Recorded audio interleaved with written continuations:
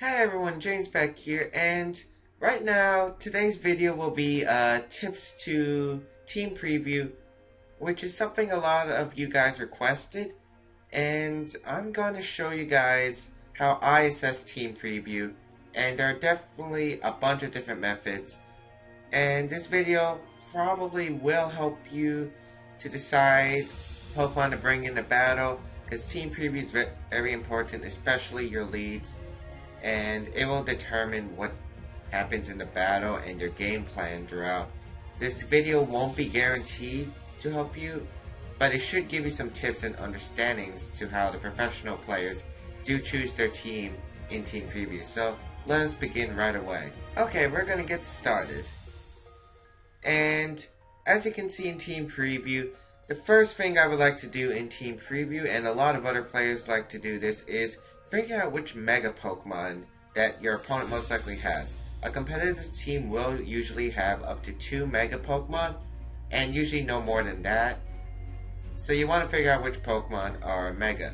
As you can see from my opponent's side, or just pretend it's an opponent there, the guy has 4 possible Megas: Kangaskhan, Gyarados, Gengar, and Swampert.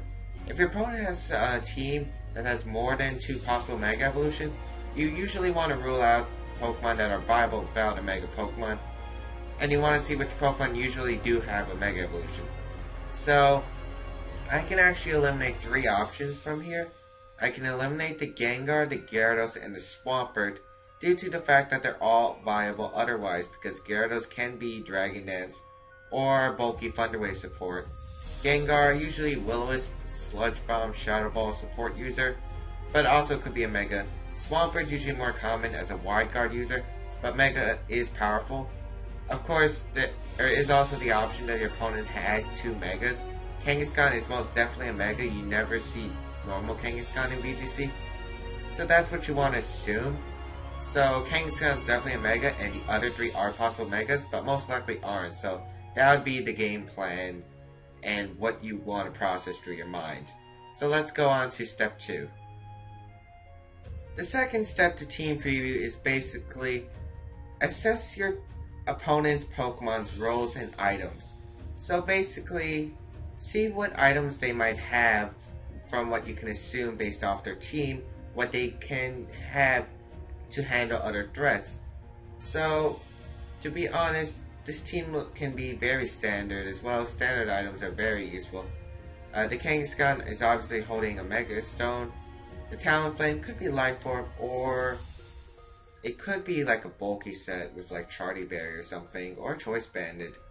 The Gengar most likely Focus Sash, but it could be offensive as well. There are so many options to different Pokemon, and looking around the team will pretty much help you. Like, you want to see what your opponent's team needs in order to be a successful team.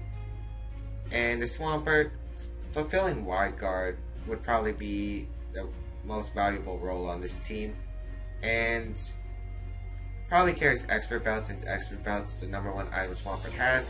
Gyarados, could be Dragon Dance or Thunder Wave support set. They're both viable. Hydreigon, you don't know its item. It could be Assault Vest, Choice Scarf, and Choice Specs. The item thing usually comes down to your basic knowledge, and the movesets also come down to your basic knowledge, even with Pokemon that you've never even seen before. A lot of team preview, it comes down to your basic knowledge of Pokemon. Your basic knowledge of Pokemon and pretty much what the metagame has to offer.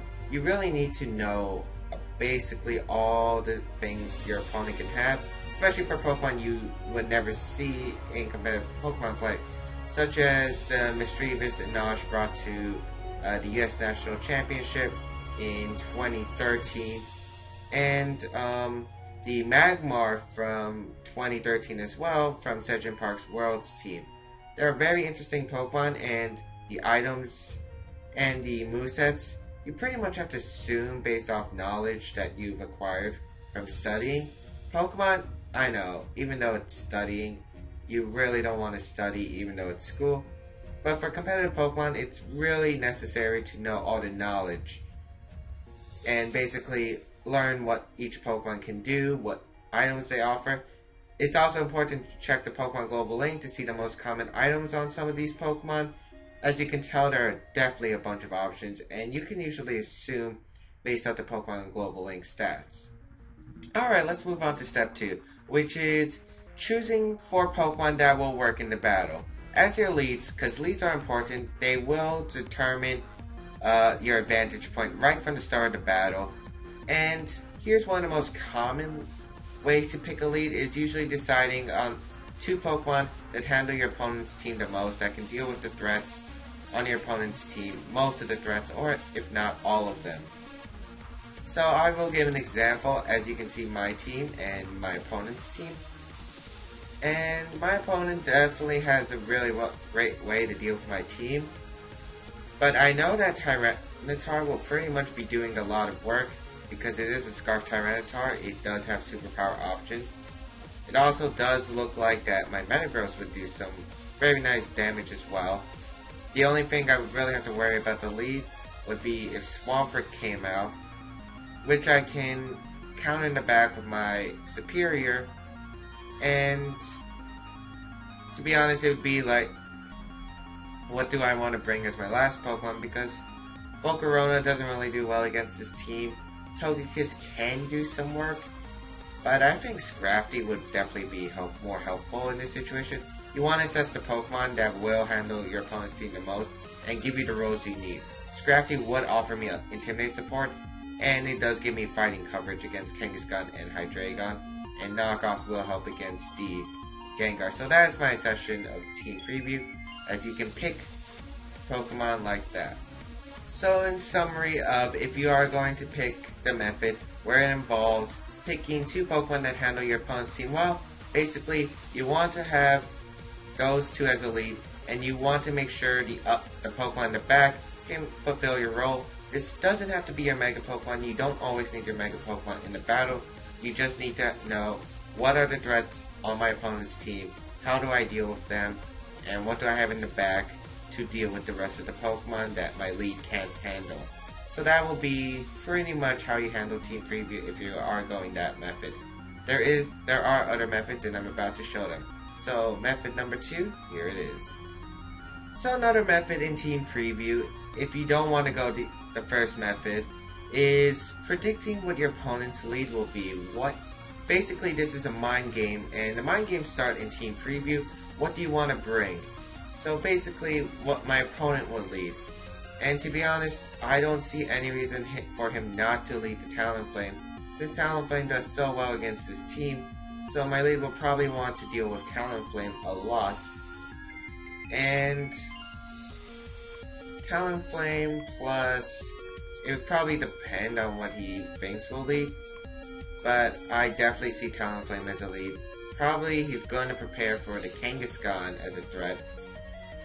I mean, not Kangaskhan, Tyranitar as a threat. So it'd probably lead Talonflame and Swampert. I would see nothing wrong with that lead. And if that's the case, I'd probably lead Tyranitar and my Superior, because they can handle the lead pretty well. Even though Tyranitar couldn't get the Rock Slide off because of Wild Guard Swampert, it should be able to knock out the Talonflame with a Crunch. And then I could always switch out my Superior in the back for another Pokemon such as Metagross to take the Brave Bird. This is basically what on your opponent's side does well against their team, what will they lead with, and you pick the counters to that lead. This doesn't work 100% of the time, so just a note of that. The predicting your opponent's lead matchup is definitely the harder Team Preview method.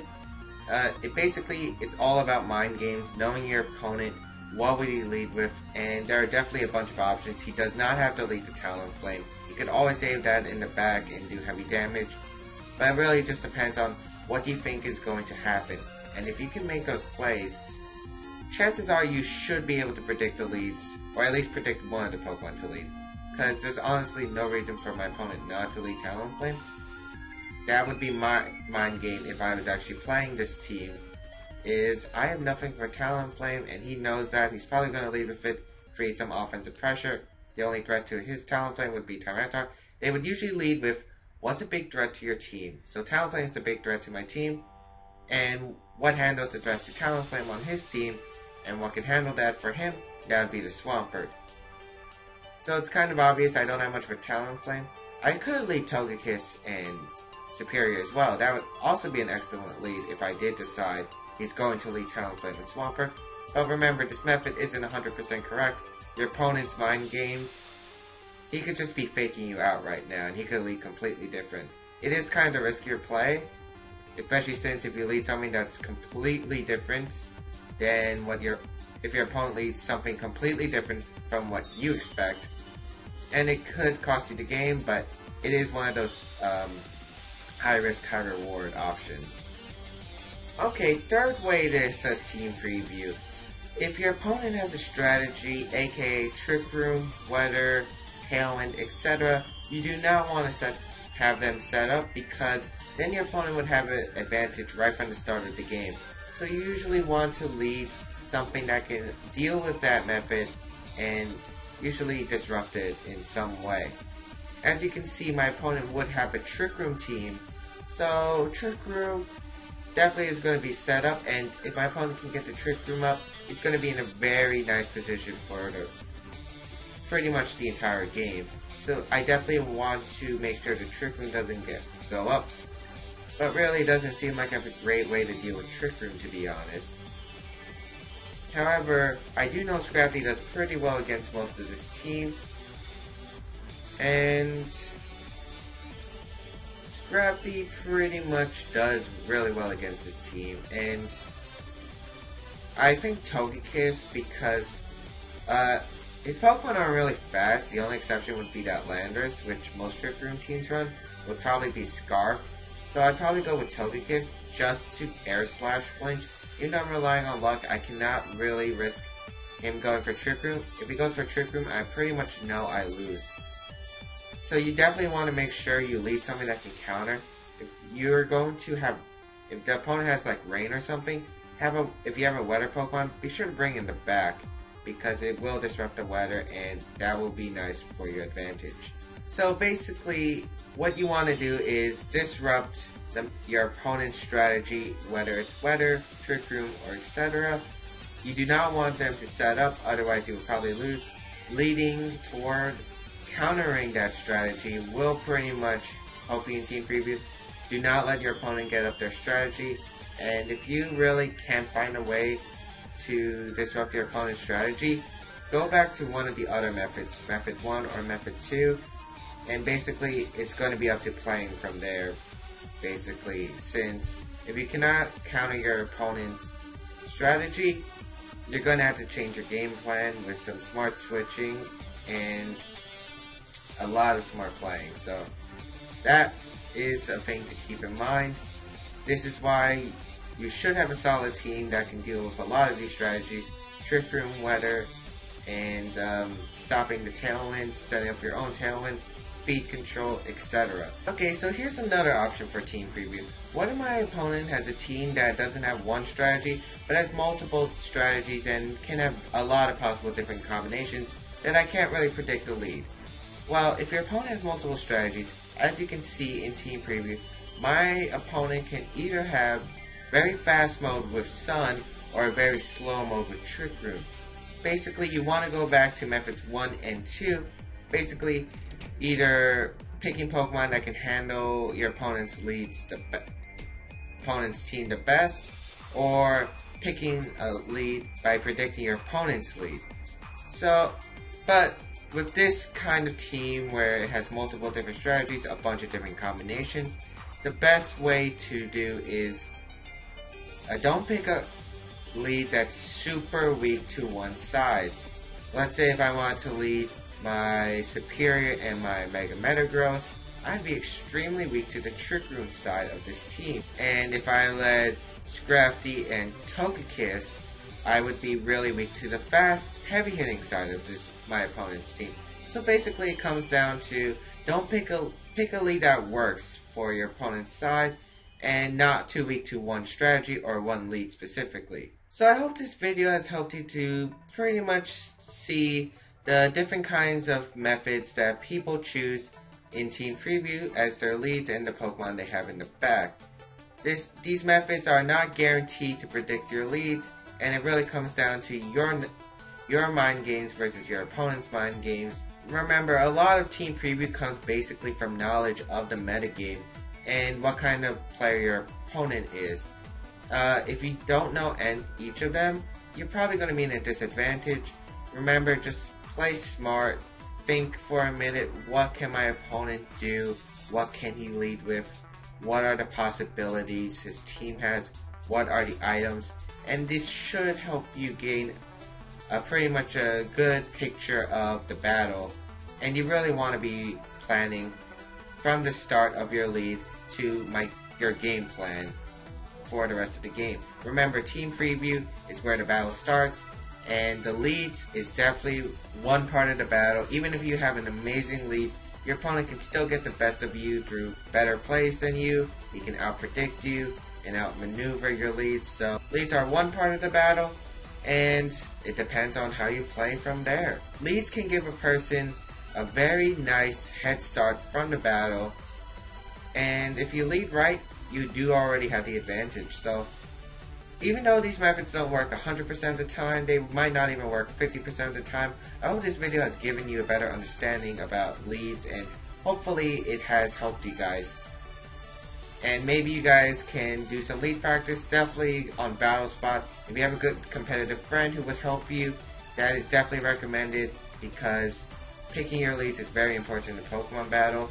And yeah, I hope you guys enjoyed this video. Be sure to give it a like to support the series of these VGC tips and tutorial guides. And yeah, I'll see you guys next time.